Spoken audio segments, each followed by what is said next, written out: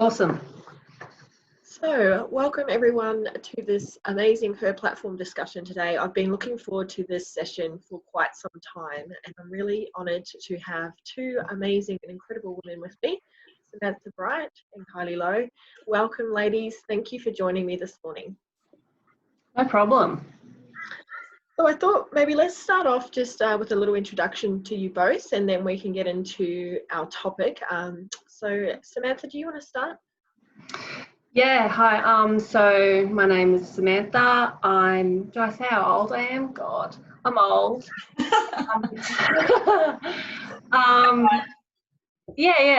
I live in Brisbane South Side on the Bayside. I'm married, have three nearly adult kids. I own my own business, but it's kind of hard to define what that is at the moment. Anything else you want me to talk about there? It's a good start, just so we get an idea of who you are and where you fit in. I think that's it then. And Kylie? Awesome. So thank you, Lee, for having me, and nice to meet you, Sam. Excited to be here and love talking about sober things. Me in a nutshell. So I'm 48. I'm a mama. I've got two teen girls, which is a whole other challenge in itself. I do many different things. I have a social enterprise, which is pretty cool. That's going into its 8th year. I currently facilitate and program manage a pretty powerful program called Be Ready that is about educating and empowering women to transition into employment or training or study, women who've been through adversity. So I love, for me, what runs through my veins is being able to have an impact and create change and inspire others and to show us what is possible. And I think one key word for me, which kind of drives everything I do, is connection. That's connection to self and connection to others. And, I know that when people feel connected and like they belong, that's where real change is possible. 100%. Yeah. Yeah, beautiful. I think we share that sort of vision and desire. I think there's so much strength when we do connect as women, and that was kind of part of why I wanted to bring us together to have this chat today and just share our experiences, because I feel like that's one of the best ways that we can learn and support one another is through shared experience and through connection. So I guess let's get into the topic, because this is a big topic, and I know we could talk about it for hours, but we have a limited amount of time. So today, obviously, we're talking about life without alcohol, or giving up alcohol, sober life, sober living, whatever we want to kind of label it as. I guess to start off with, maybe I'll get you both just to share what was your decision and when was the decision made for you to start this new way of life? Do you want me to start? I'll start.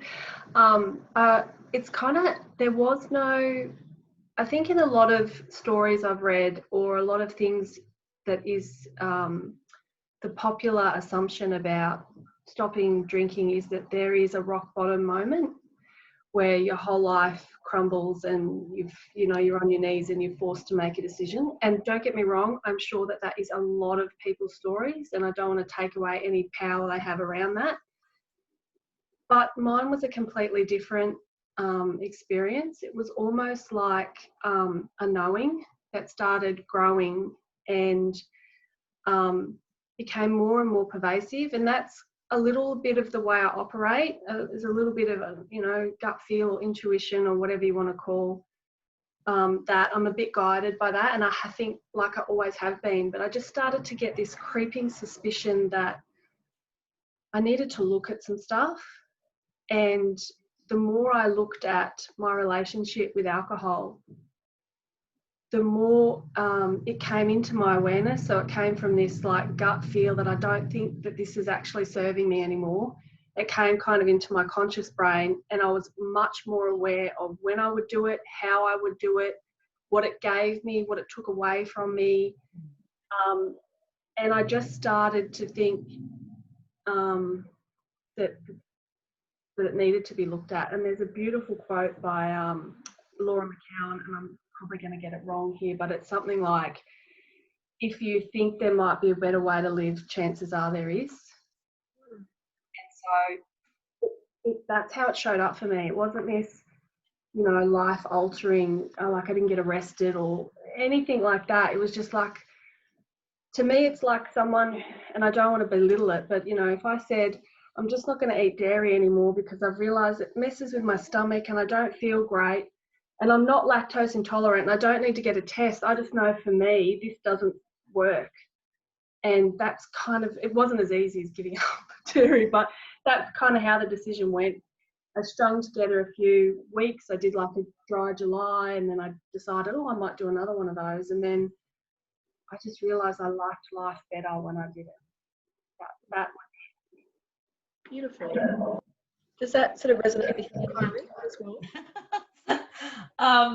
Parts of it, thank you, Sam. I'm probably the absolute opposite. I'm in the other group of people. So no, mine was a massive problem. So probably, and actually, you know what? Today, 4th of June, is 2 years, 5 months sober. Oh, congratulations! I know. Must be really similar in dates. Yeah. 4th of Jan, 2018. I'm 25th of Jan. Sorry, 2018. Oh wow! Go similar. Yeah, just reflecting on it this morning. So had my first drink at 14, and well, that was the hook. You know, some of the literature talks about that hook. I remember the first sip, and that had me. I felt more confident. I had been able to approach this boy because I was naturally quite shy. That was it. So I mean, at 14, 15, I was already drinking that much, so I was blacking out. So massive problem. Kind of drank on and off across, I think, 32 years. And then mid-06 was the first time I attempted cold turkey and was sober for maybe 5 or 6 months. So it had been something I'd played with. Was never very, didn't find it easy to moderate ever, and that's kind of my nature. I don't have a middle way. Working on that one, it's a stretch goal, maybe in next life. And then it was, you know, in contrast to Sam, I did have some bottoms, and I was 46, and it was 2017, and there were 3 critical incidents that happened, and all quite major and quite horrible. And, you know, for me, it's the shame and guilt that follows, and the anxiety that follows, the impact on my girls in one of these things. And I kind of got to a point, I'm like, I do not want to slide into turning 50 as I'm living 46. Yeah. So, yeah, I was stepping into a near intensive 7-day wipeout on the 4th of January. So I'm like, that's a brilliant reset. That's why I chose that date. So, yeah, I really resonated with what Sam said. I looked at going, this is taking more from me than what it gives me. Yep. And, you know, this no longer serves me, in a nutshell. Yeah. Beautiful. Thank you for sharing. I really appreciate the spectrum of your both journeys. They're very different, but ultimately coming to the same realization that it is taking away more than it's giving. And I guess so the hardest part is often making the decision and then actually putting that into action. And so how did you guys go about, you've made your decision, you think you want to give up, what did you do? Like, what did you do next? I was Googling because I joked that Google's my mum. I don't have a relationship with my mum, so I'm serious. Google teaches me more than she does. So I was Googling, like, am I an alcoholic? How much is too much? What is the average amount that an Australian woman drinks? Where to get help? Like, I was Googling that months before, like, and it was kind of like, and one of the reasons I'm happy to always speak about this is I couldn't find me. I couldn't find where I fit in, you know. I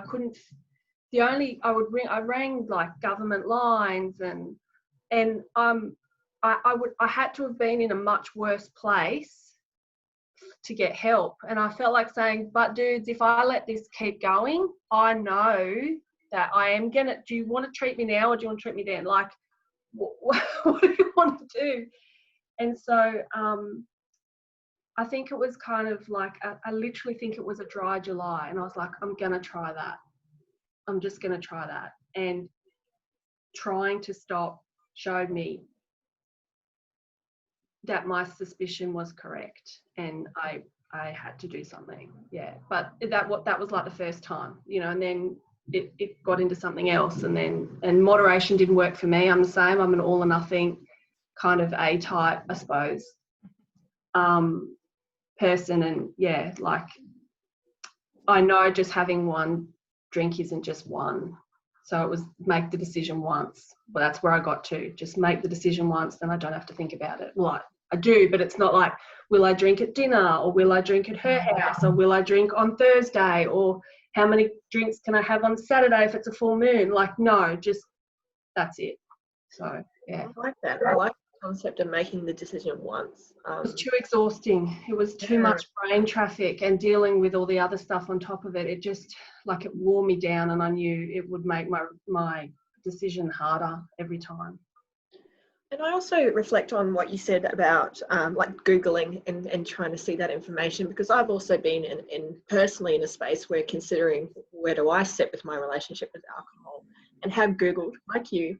And I'm always interested to sort of read that there's a lot of information out there that says you've only really got a problem if you wake up and want to drink. Oh, it's great. Don't read it. It's like, and I think that's just completely disempowering, because I think that's so wrong, because you may still have an unhealthy relationship with alcohol, but it might not be that addictive for you. Yeah, absolutely. It's like this. There was one thing like, am I an alcoholic test? And it was how much you drank. And I thought, if this test is real, then 95% of the people I know are alcoholics based on this consumption data. And that just did my head in. So I decided never to measure myself on what I was drinking or how much. It was more about, what is it doing for me and why? Like, that was it. Yeah, great question. Really great question. What about you, Kylie? What was your journey like once you'd made that decision? I mean, you went into a 7-day near white belt, which would have helped. Excuse me. I've got so many things brewing. My brain's gone. It's too fast now. For me, because for me, what happened when we take away our, you know, when we have these behaviours, they serve us. They may not be healthy, but they serve us. So when I took away what had served me for 32 years, there's a whole lot of stuff that comes up with that. So I actually, my friends laughed. They said, you couldn't have done it a more harder way. I actually just went within, stripped everything away and back. I kind of hibernated for 6 months, and I sat with all my shit, the loneliness, the awful. And then it was in the July, that was the first time I put something on my Instagram. And I said, this is what 6 months sober looks like. And there's a beautiful picture. I think for me, what is key and is support. So I had an amazing friend who did that first 6 months sober, connecting with her every day. My family and friends were phenomenal. You know, my family were amazing. Christmas, my glass had a special ribbon on it. You know, they bought me, you know, a bottle of Seedlip. So I think for me it was support. I think that other key piece is why you want to stop. Like anything, what's your why, what's your intent? Is that values driven? You know, like for me it was, yeah, I wanted to live a different life. And, you know, I was triggered at different points, and I played the movie real forward. I'm like, right at this moment, because people say you can't drink. I'm like, I can drink. I could go and drink 2 bottles of champagne right now. I'm choosing not to. And what comes after, yeah. Played the movie real forward and went, I don't want the anxiety and the guilt and the shame. I think the other key bit is when I didn't put a time frame on it. And I'd read a book called Kick the Drink Easily by Jason Bale. He's actually a nutritionist. He's not an addiction expert, just had a different framework that kind of resonated. So I just said, I'm kicking the drink. And people would say, for how long? I'm like, I don't know. I had a strong sense of what that would look like, but I'm like, I don't know anybody, anything. So that helped me, just saying, just kicking it for now. Yeah, so that was helpful for me as well. And can I just add something that Sam said? The narrative that the control takes for me to moderate. And I think people may resonate with, but I'll just drink beer and bubbles, but I'll just drink Monday, Wednesday, Friday, but I'll go out and only have 2. The energy that takes to control that and that narrative, one of the most liberating things when I stopped was all of that was gone. 100%. You didn't have to work out Ubers, driving, what to drink, what not to drink, what day to drink, what day not to drink on. Yes. That's been phenomenal. So agree with Sam, that's powerful, hey? I am the smuggest person when I get in my car from a function and drive home and go, see your taxi line, and wake up the next morning. Hi! Like, that is like, I'm a grown up. I'm taking care of me. Like, how good is this? That's how it feels. It doesn't feel 2.5 years later. It doesn't feel like I'm giving something up. I'm the space, that brain space that you were talking about, that is free now from that, do I drink today, is awesome.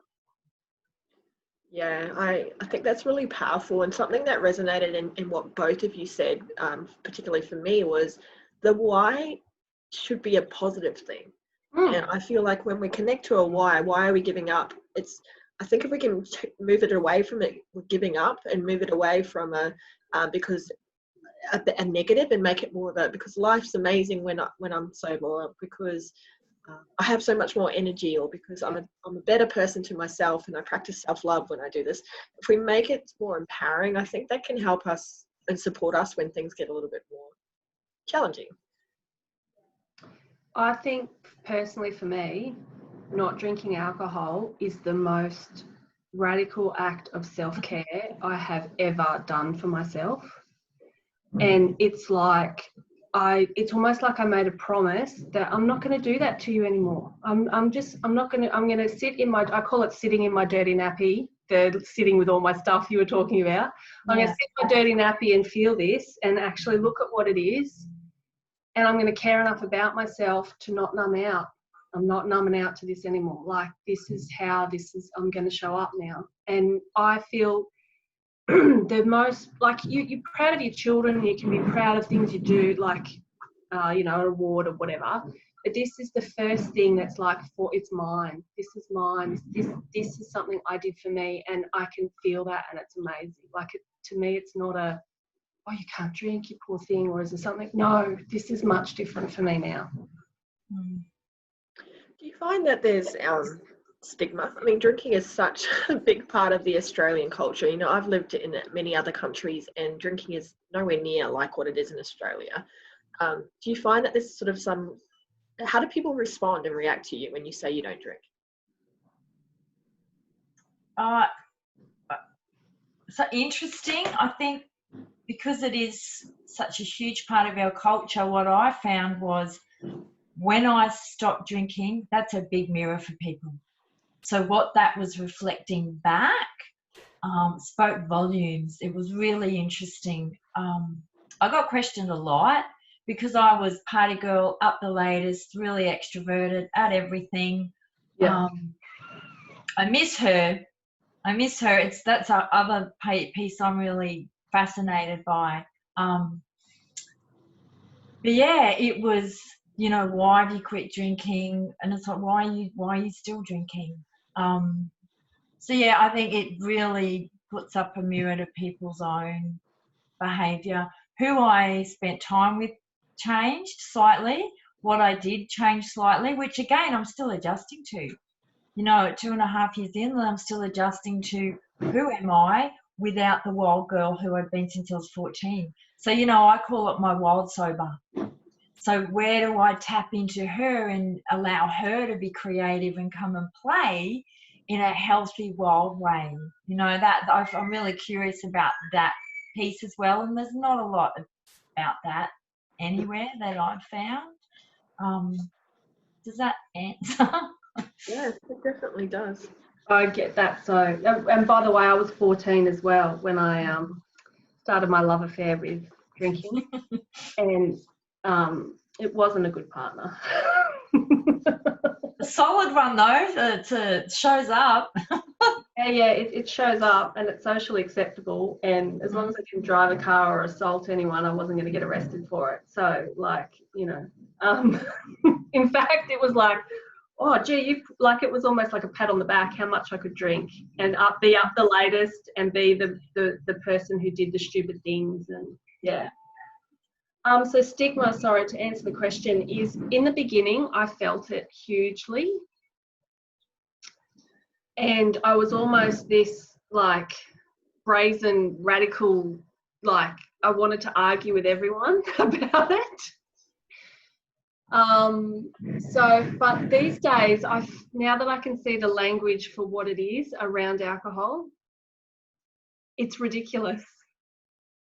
So I never take it personally, and I'm not. It's off a duck's back now because, like I was saying before, can you imagine if I said to you, I don't eat yogurt anymore, and you were like, you don't eat yogurt? What? Oh my God, can you believe Samantha stopped eating yogurt? Like, she can't be our friend anymore. Like, that's how ridiculous this speech is, like, that I choose not to drink. And so I think of it in that context, and almost like, you know, you wouldn't take financial advice from a 3-year-old. So why would I take advice on my choice to be sober from people who can't even comprehend it? It's just like, meh. It's not. I think what you said, Kylie, it's about that mirroring effect. And I think when you challenge something about a choice, it triggers them, and that gets them to reflect on what's going on in their own relationship with alcohol. And their way of coping with it is just to throw some judgment at other people. And you know, it's understandable. It's because it is part of our culture and so ingrained. And I feel like it's also almost applauded. You know, it's about, as you sort of said before, like there's a badge, or, you know, how much can I drink? Or if you say to a girlfriend or you say to someone else, I'm really stressed out, they will say, go have some wine. Like, it's kind of this it's encouraged, don't you think? Yeah, totally. And I think for me, it's been, I don't talk about it a lot. I just walk it. And then I think that's where that creates space for other people to make change, where they just see it modeled, not the words. Yeah, it's the actions, isn't it? And I loved what you said too about taking the approach that it's for now. You don't have to put a time frame on it. It doesn't have to be forever. It could just be right in this moment today. I'm choosing this as my way of showing up, my way of practicing self-love today. Because I feel like a lot of people hold off making decisions out of fear that this is forever. I don't think anything's forever. Yeah, our stories are so similar, because when I made the decision in that January that I was going to stop again, because I'd done it a few times, the first thing my family said to me was like, so how long for? And I was exactly the same, because I knew that this was kind of it, but I wasn't ready to vocalize it. So I said, this feels right for now, while it feels right. And then I'd even had that discussion with a few friends, and they were like, but like, are you giving up for good? Like, really? And I was like, it feels right. And then about 90 days in, I was like, I don't think I'm going to do this anymore. That was it. And people I haven't seen for a while go, so are you still sober? Like, yeah, really, you're still doing that thing. It's hilarious, but anyway. Yeah, I think and I think that is a powerful way. My inner rebel, when I'm to have a definitive, I felt like then I'm being told what to do. Exactly. I understand myself pretty well, so my nature for me to go, oh, just whatever. Same, Sam, knowing what the sensation is, no, a very long time. But then, yeah, it's interesting as well. But other people find that difficult. There's no time frame on it. Yeah. Yeah. I think that brings up a really good, valid point, is that there is no one way to do this. If you want to just cut back, or if you want to just be more conscious of it, or if you want to give it up completely, I think there are so many different approaches. Yeah. You know, I'm kind of in awe of those people, because I have friends who cut back and they can have one or two. And you know what I deeply miss is the ritual of it. And it was even, I waited 1.5 years before I even had one of the sober beers. You know, and that was on a camping trip. So I deeply miss ritual and sensation. But I've lost my train of thought there. What was I talking about? We were talking about how individual it is for everybody. So I wish I could have, like, if I'm sitting around a campfire, 1 or 2 glasses of red.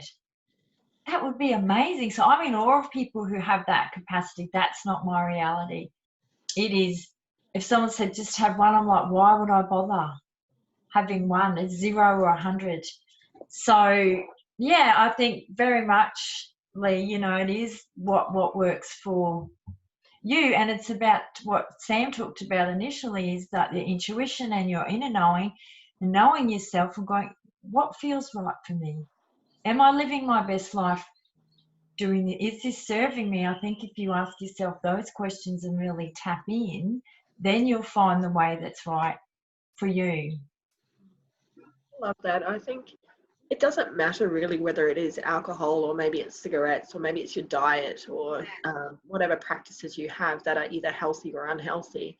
I think it's about just being more conscious of it, and understanding driving the behavior, or what we're hoping to actually get out of that behavior, and then reflecting and saying, is it actually delivering that thing? Yes or no? And consciousness around it is often what's missing, I think. Yeah, and not dumbing down or quelling or like ignoring your own sense because of this cultural connection we have. Like, there's so many other things, you know. If I wasn't happy in my marriage and I told people that, they wouldn't say, oh, just stay with him. Just stay. Like, it's okay. Yet when I said, I think I'm going to give this up, they're like, oh, you can just have one. Surely you can just have one. It's the same thing. It's more the cultural bias than the actual action. And so it's like, don't dumb your own stuff down. Don't ignore it. If that's what it is for you, and it's only this, like, I read somewhere someone said they wouldn't give up drinking because they couldn't toast at their wedding. But, so I don't know if I'm making a point here, but what I'm saying is listen to yourself and do what's right for you, in a time frame and in a way that's right for you, and you'll find people that look like you and sound like you and have a similar experience if you go looking for them, which might not be your current group, and that's okay as well. Like, it's all right.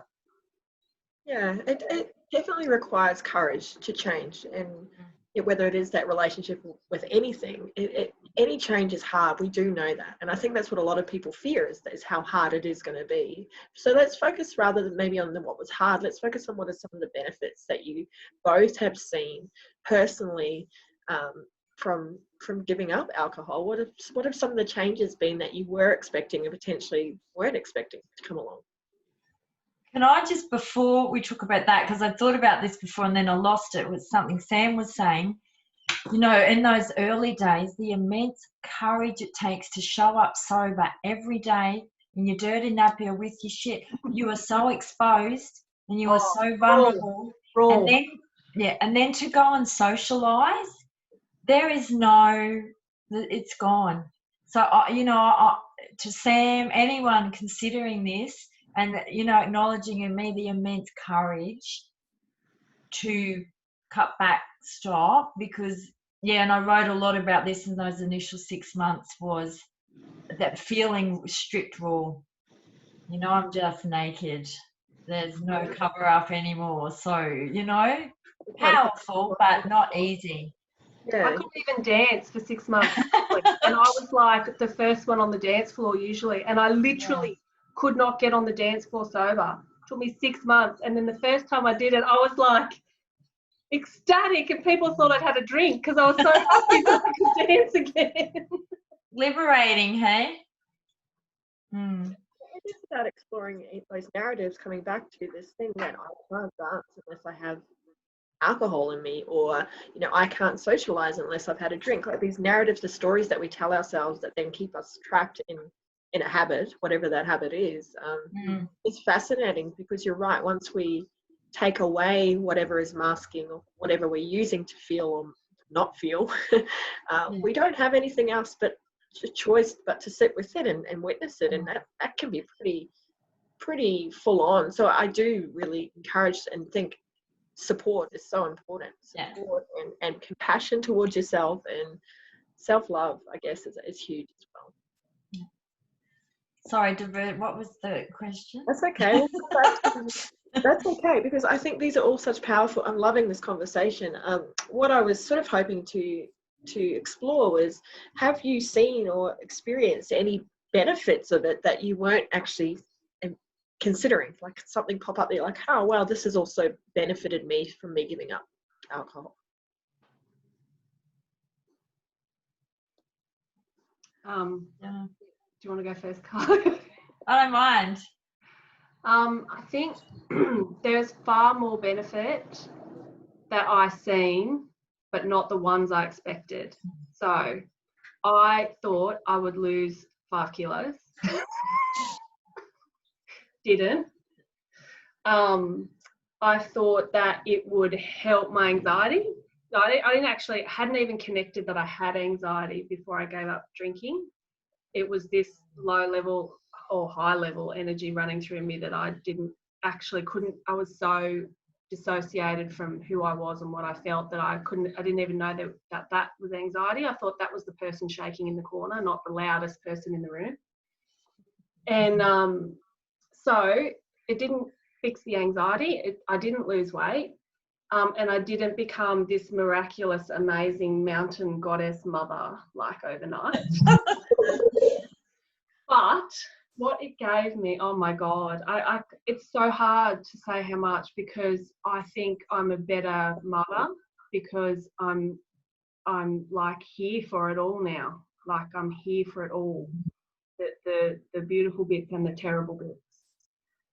I have a clarity and that I didn't have before, and that's not about not being hungover or any of those physical sensations. It's when you have to sit with your own stuff and get to know yourself. So I think you're talking about connection with self has been huge. When you start to really know and trust yourself, because that gut feeling was right about this situation, I like myself more. Like, that is a benefit I never expected, because at first I just beat myself up about all the stupid stuff I did when I was drunk and said and did and blah, blah, blah. But I could go on, but they're kind of like empathy. Sorry, just quickly. I always thought I cared about other people, but acknowledging my own, how hard it was for me to stop, you can, and acknowledging that in yourself, you can no longer then deny seeing that in other people. So yeah, that's been huge. There's a lot of benefit to it, definitely. Amazing. What about you, Kylie? So much resonance there. Yeah, didn't lose weight. What was the other one? And you know, it didn't help my anxiety because I actually had to deal with it. Or I found out I had it. Same. Because what it, you know, we potentially have a similar personality, like A-type, very driven, really motivated. You know, but what I thought was an insane amount of energy. No, I'm running on adrenaline. I've been running on cortisol, 100%. Alcohol, sugar. And you know, you take all that away, and I'm like, I'm actually exhausted, and I'm anxious. So again, that, you know, it really has stripped away for me to go, who am I? Who am I really? And COVID's added to that as well, you know, let's strip a bit more stuff away. It's a side thing. But I think, you know, similar as a mum, very so present and mindful and able to pick up the nuances and their little shifts. And, you know, when they come home, and if my mine is 16 and 12, so there's often a lot of information forthcoming anymore. So it's just being so present and switched on to know when something's happened. I mean, that's amazing. It's interesting. When he's 12, if I'm on Instagram and I've been with friends at a pub or a cafe, she'll message me, have you had a drink? And I'm like, no, mate, sober. Yeah. That's the level of impact it had on my two. You know, they're really proud. And the things that I hadn't thought about was increase in my income, driving a better car, my health. I just think everything up leveled, you know, and I think what Sam touched on as well, it's the level we vibrate at. You know, been interesting for me because last year I started a podcast and was heavily dating.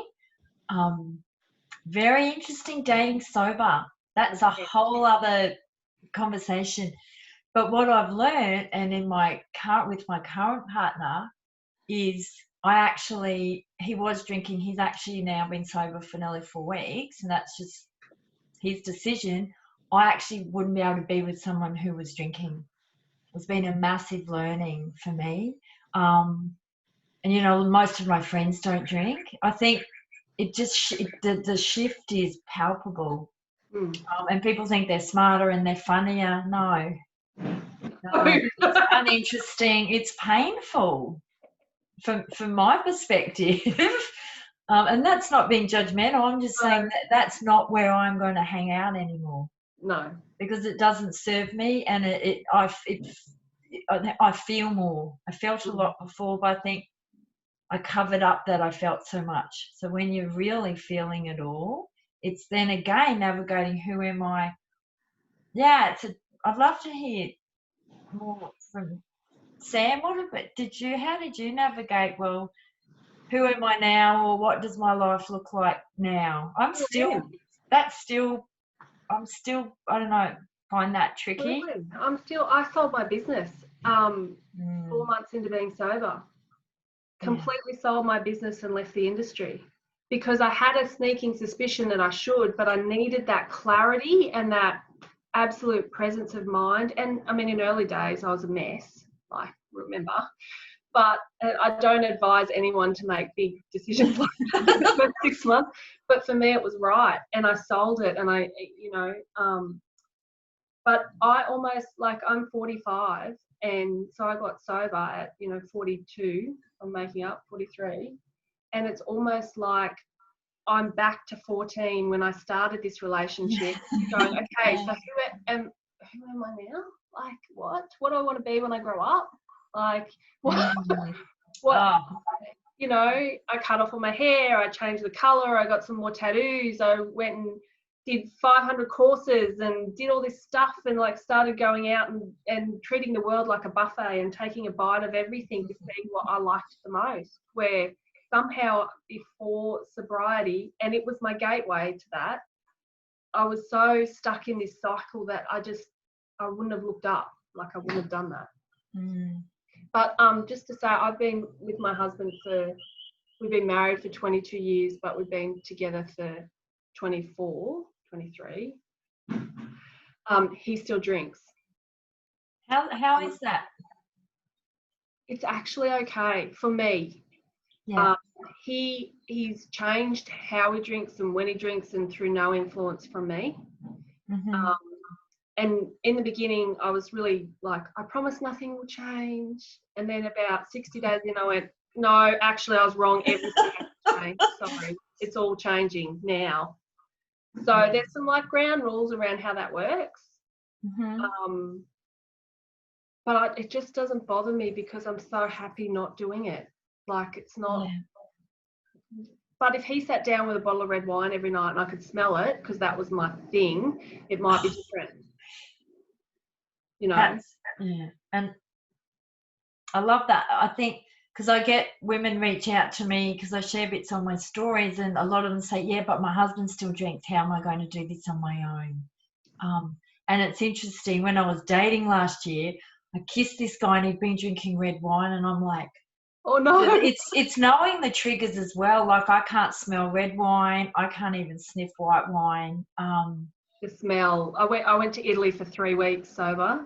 And I was like, honestly, I didn't feel that bad. I mean, everyone offered me alcohol, but I was okay with it. Yeah. There was one day where we were somewhere and I could smell it, and I actually started salivating, and I was like, what is this? If you look at the research, the neuroscience, I watched a cool thing, it was on years ago on ABC, and the study was looking at the impact that just smelling alcohol, in both in your limbic brain, just smelling alcohol had, and it actually, you could see the rewiring, the neurons come to life just from smelling it. Yeah. So totally, like it's. So imagine if for me, if I know what a smell does, let alone a sip, like it's straight back in there. And I know that even now, if I had one, it's game over for me. I agree. Yeah, cool. Well, I guess I'm loving this conversation. I don't want to wrap it up, but I do have to wrap it up.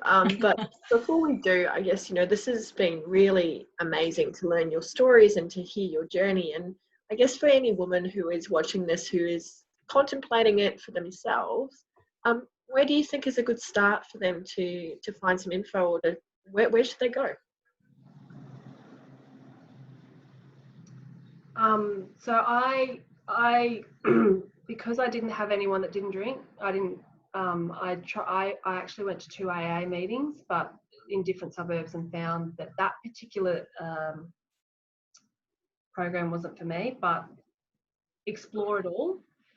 So I listened to a lot of podcasts, and I read a lot of sobriety literature written by women, just to have that sense of, this is not something wrong with my programming. This is actually other people feel like I do. Yeah, similar to Sam, I think podcasts are great, and there's some. Ruby Warrington, I think, is very good. She's like a kind of key person in that space. I actually didn't read a lot. My girlfriend that supported me, and she did it for 6 months, she read everything, and I'm just like, just give me the key pieces that I need. But I think the key thing is support. I didn't go to AA, but in the past I had accessed drug and alcohol services in the city. But I think it's support. Can you even find one person and just kind of be connected with them and keep each other accountable? But I think, I would have been harder for me without that level of support. And get really clear on why. Why do you want to give up? What? Because that's what are you going to come back to when you feel like a drink or it's challenging? It's that, okay, why have I stopped? Why am I wanting to stop? To kind of bring you back. Yeah. It's got to be for you, because there's so many times where it's just you and you're all alone, and you have access to alcohol, and no one would know. No one would know if you had one drink. So it's got to be for you, because you're there for you 24/7. It's got to be for you, not for your partner, not for your kids, not to keep the job, not because it's court ordered. You've got to find it in you as to why it's for you. Yeah.